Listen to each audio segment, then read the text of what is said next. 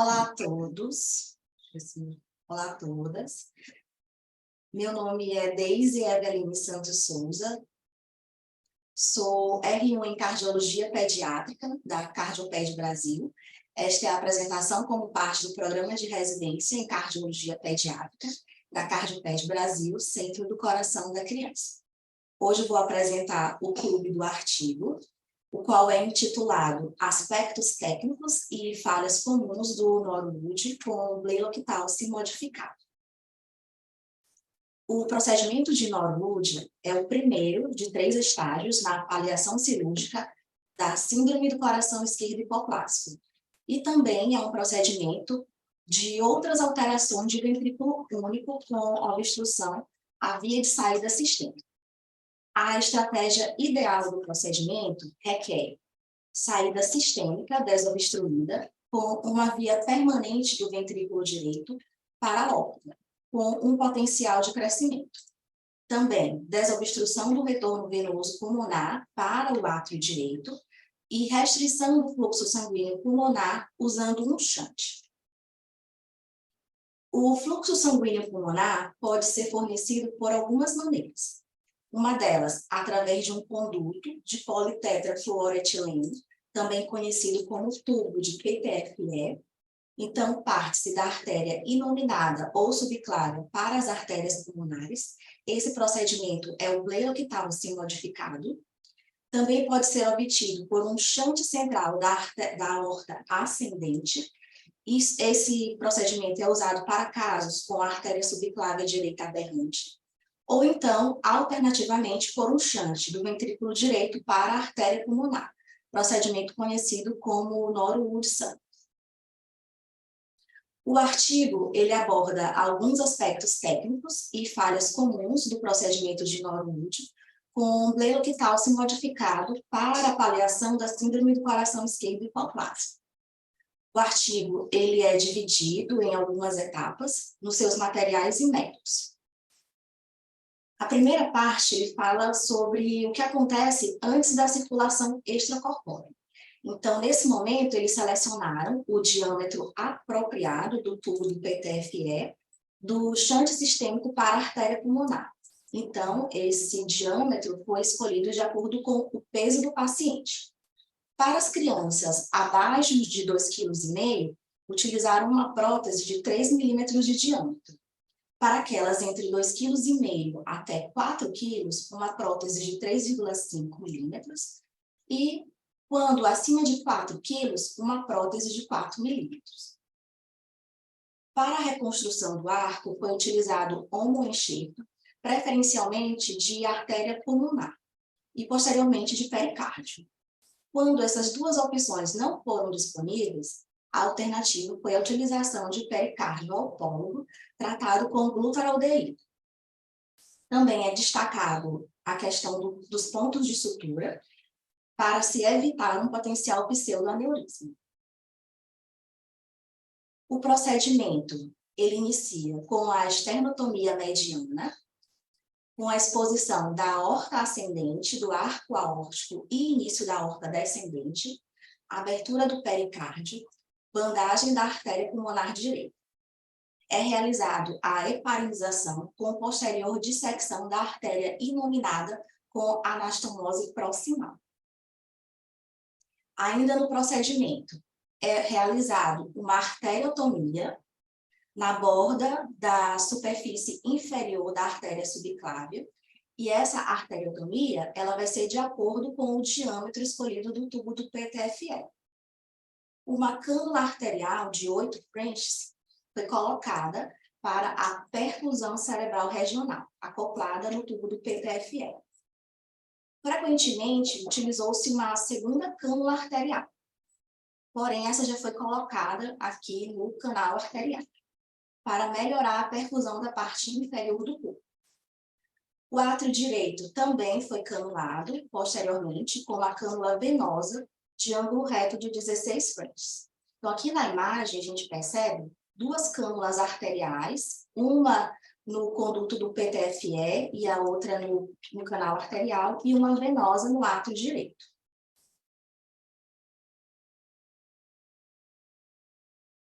A segunda etapa foi a etapa de circulação extracorpórea.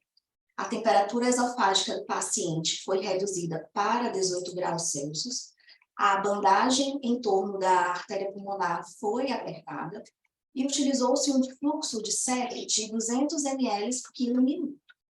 A perfusão foi monitorizada com espectroscopia somática e visceral infravermelho. O hematócrito foi mantido acima de 30%.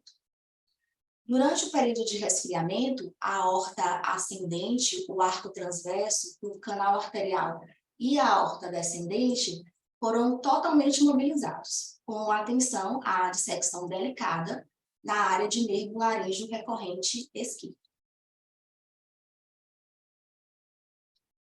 O tronco pulmonar ele foi dividido próximo à bifurcação, evitando-se lesão da válvula pulmonar. Foi realizada a abertura pulmonar, né, e ela foi fechada com uma técnica de sutura oblíqua. Também foi seccionado aqui o canal arterial, como a gente consegue perceber, proporcionando mobilização completa da artéria, da aorta ascendente. Durante a cardioplegia, a perfusão cerebral regional anterógrada ela foi iniciada à medida que os vasos do ramo braquioencefálico foram pinçados proximalmente.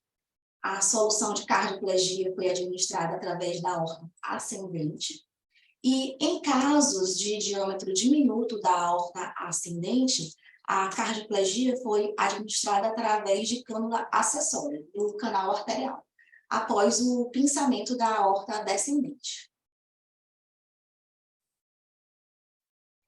Na fase de reconstrução do arco, foi realizada uma incisão na face inferior do arco aórtico, até a junção proximal, próximo à junção sinotubular, ao nível de secção do tronco pulmonar. Na reconstrução do istmo aórtico, foi realizada uma sutura direta corrida entre a face posterior da aorta ascendente e a face posterior do istmo, com o objetivo de alargar o arco.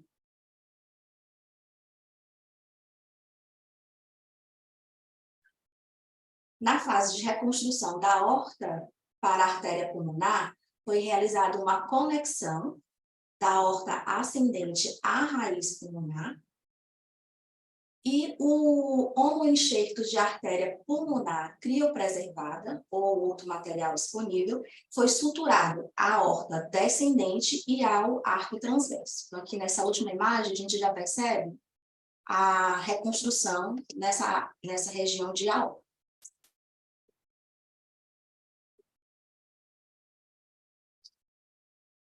Bom, testou-se a forma da neo-aorta e a hemostasia pela infusão de solução cardioplética. Seguiu-se com parada circulatória e houve a finalização com a septectomia atrial. Na fase de retomada da SEC, a raiz pulmonar foi canulada, a circulação extracorpórea foi restabelecida utilizando o mesmo fluxo de 200 ml por quilo minuto. Houve o reaquecimento em alto fluxo e com infusão de nitroglicerina a 20 microgramas quilo minuto. E o importante aqui é destacar que a perviedade do shunt ela foi evidenciada por uma queda de quase 10 milímetros de mercúrio na pressão arterial média após a remoção próxima ao clipe de PTFE. Na fase de 10º ano da circulação extracorpórea, foi feita a normotermia, evidenciando 37 graus no trato esofágico e 35 graus retal, após a normalização do lactato, com ventilação pulmonar com oxigênio inspirado a 100% e contração cardíaca vigorosa. A saturação sistêmica ótima de oxigênio quando o bypass foi descontinuado foi de aproximadamente 75% a 80%. Quando a hipertensão pulmonar foi considerada uma causa de dessaturação, o óxido nítrico foi utilizado como vasodilatador pulmonar. O suporte inotrópico incluiu infusões contínuas de epinefrina e milrinone em baixas doses, e a infusão de nitroglicerina ela foi continuada quando necessária para diminuir a resistência vascular sistêmica. O artigo coloca uma tabela onde evidencia problemas e aponta soluções. Então, para a instabilidade hemodinâmica após esternotomia, ele aponta que um torniquete na artéria pulmonar direita ajuda na estabilização. Nos casos de instabilidade hemodinâmica após a esternotomia persistente, pode-se usar uma canulação ductal direta e SEC de alto fluxo se houver descompensação hemodinâmica. Nos casos de patência do shunt, após a anastomose proximal do shunt na artéria inominada, deve-se remover o grampo temporariamente para avaliar o fluxo laminar. Para se evitar a paralisia do nervo laríngeo recorrente, deve-se evitar a dissecção contundente da aorta descendente para evitar a lesão do nervo. Nos casos de estenose da artéria pulmonar esquerda, deve-se usar uma sutura corrida oblíqua para fechamento da artéria pulmonar distal, proporcionando melhor comunicação com a artéria pulmonar esquerda. Nos casos de hemorragia, ele aponta que o pericárdio autólaro ele é menos hemostático e que o homoenxerto pericárdico ou pulmonar ele funciona bem melhor. Nos casos para a forma e para a função pneumoaórtica, ele aponta que após a construção da pneumoaorta, deve-se testá-la com cardioplegia para avaliar essa forma e a hemostasia. Para o reaquecimento e nos casos de acidose lática, utiliza-se infusão de vasodilatadores, como a nitroglicerina na circulação extracorpórea de alto fluxo. Para verificar a patência do tubo do PTFE, deve-se verificar essa perviedade com a remoção do clamp e deve-se observar uma queda de aproximadamente 10 milímetros de mercúrio na pressão arterial média. Para a potencial obstrução do arco, ele coloca que após o bypass, o gradiente deve ser verificado entre a linha da artéria femoral e a cânula de neo-aorta, para excluir qualquer obstrução residual do arco. Resultados. Esse artigo, essa pesquisa, publicada nesse artigo, foi realizada no Hospital Universitário Austral e Hospital Privado Universitário de Córdoba. Foi realizado entre janeiro de 2014 e dezembro de 2021. Participaram 44 pacientes submetidos a Norwood com bleloquitalce modificado, eletivo para síndrome do coração esquerdo hipoplásico nessas instituições. A média de idade no momento da cirurgia foi de 9 dias, variando entre 1 e 150 dias. O peso médio foi de 3,05 quilos, variando entre 2,1 e 5,3 quilos. E 75% dos pacientes apresentaram atresia aórtica. Dos 44 pacientes, 12 necessitaram de bandagem pulmonar bilateral pré-Norwood para a estabilização clínica, sendo que um deles morreu após o procedimento. A ECMO foi necessária em 6 casos de pacientes com síndrome persistente de baixo débito cardíaco e acidose lática crescente. 3 desses foram colocados em ECMO na sala cirúrgica e os demais foram canulados após o pós-operatório.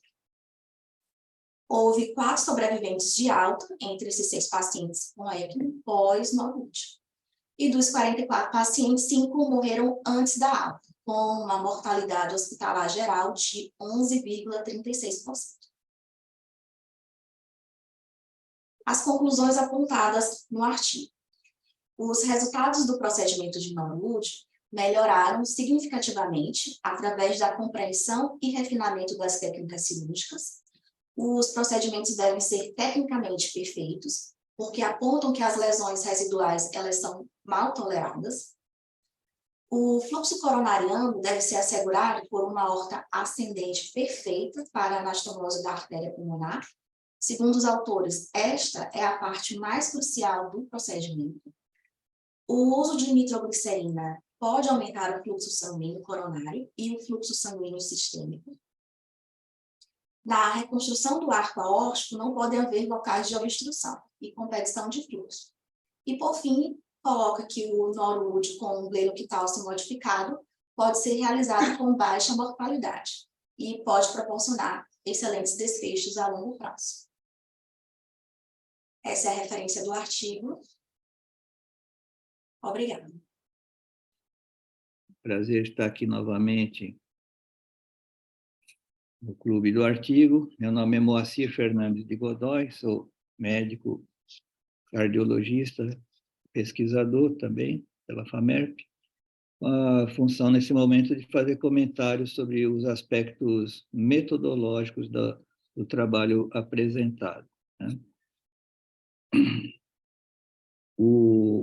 O artigo, já no seu título, chama atenção para os aspectos técnicos e armadilhas, digamos assim, comuns na abordagem do Norwood com Blenoquitálcio modificado, na hipoplasia do coração esquerdo. Esse título, ele traz alguma discordância, digamos assim, com o texto em geral, porque ele dá a ideia de que fará a apresentação trazendo soluções mais específicas, né? Ele traz as soluções de maneira genérica, um tanto óbvias, mas não entra em detalhes sobre o resultado dessas soluções propostas, o quanto que ela realmente atinge o objetivo, não faz comparações com literatura. Então, como eu vou comentar mais à frente, ele tem poucas fortalezas e muitas limitações.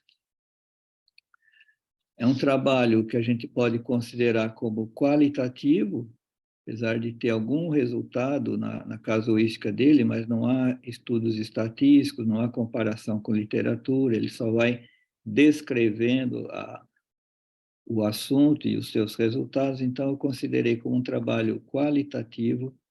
Ele é de campo, né?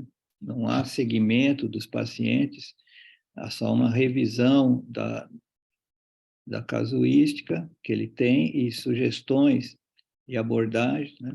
Então, o trabalho de campo é transversal, porque é parado nesse intervalo que ele estudou, de 2014 a 2021, não há segmento dos pacientes, e é um assunto de revisão. Então, é qualitativo, de campo, transversal e para revisão. Então, não há metodologia estatística para a gente comentar, né? Ele apresenta na tabela 1, como a Deise salientou em detalhes, né, o problema potencial e a solução sugerida, mas a solução vai só no oposto do problema, né? Ele não dá muitos detalhes sobre o resultado que você obtém com essa solução proposta. Então, eu diria que ele, resumidamente, em relação aos pontos positivos, né, que são chamados também de fortalezas, e os pontos negativos, que são chamados também de pontos fracos, fragilidades ou limitações. Então, nesse trabalho, poderia destacar como ponto positivo ou fortaleza, né, o fato dele chamar a atenção a vários detalhes, né, um trabalho recente, né, 2022, e chama a atenção que ainda existem muitos problemas potenciais no tratamento cirúrgico da síndrome do coração hipoplásico. Ele destaca bem detalhadamente os potenciais problemas e as soluções propostas vão no sentido oposto do problema, né? Apenas isso. Agora, como pontos negativos, fracos, ou fragilidades, ou limitações, eu diria que faltou muita comparação com a literatura, né? Ele dá a mortalidade dele, mas não coteja essa mortalidade com a literatura, não esmiuça mais detalhadamente como fazer buscar essas soluções de forma mais definitiva. Então, para quem lê, fica um vazio, né? Já no caso de ter um problema similar ao que ele destaca, como seria realmente ponto de resolver esse problema com, com uma definição muito boa, né? Então, o fato dele só citar as potenciais complicações e o resultado e a solução teórica, eu achei que foi relativamente fraco. Não há comparação com a literatura, os resultados dele ele só descreve, não entra em detalhes específicos, né? E uma outra limitação grande que eu encontrei foi que as referências bibliográficas dele são apenas 5, né? Para ser um trabalho de revisão, buscando soluções de problemas graves da abordagem da hipoplasia do coração esquerdo, ele mostra apenas 5 referências, a maioria delas são referências históricas, né? Do Norwood, do Kreutzer, e então considero que também é um ponto fraco, porque não possibilita que o leitor vá atrás das referências em busca de maior informação. Então, como a gente vê, os sistemas são sempre complexos, como eu sempre falo aqui, né? Então, você precisa de abordar vários itens para ter um bom resultado cirúrgico, né? Não basta apenas o cirurgião fazer a sua cirurgia muito bem feita ali no centro cirúrgico, mas vocês veem que existem vários detalhes que vão interferir tanto na indicação cirúrgica, no preparo do doente, no segmento pós-operatório dentro da UTI, no segmento tardio. Então, acho bastante louvável a, a ideia que o Dr. Ulisses trouxe, este período de esgotar todas as possibilidades de abordagem da síndrome do coração esquerdo hipoplásico, né? Para que todos saibam muito bem o que pode acontecer e como contribuir para a melhoria dessa evolução. Então, vou passar a palavra agora para os comentaristas. É um trabalho bastante técnico, como vocês viram, né? Então, teremos muito a ouvir do ecocardiografista, do cirurgião, do pós-operatório, etc.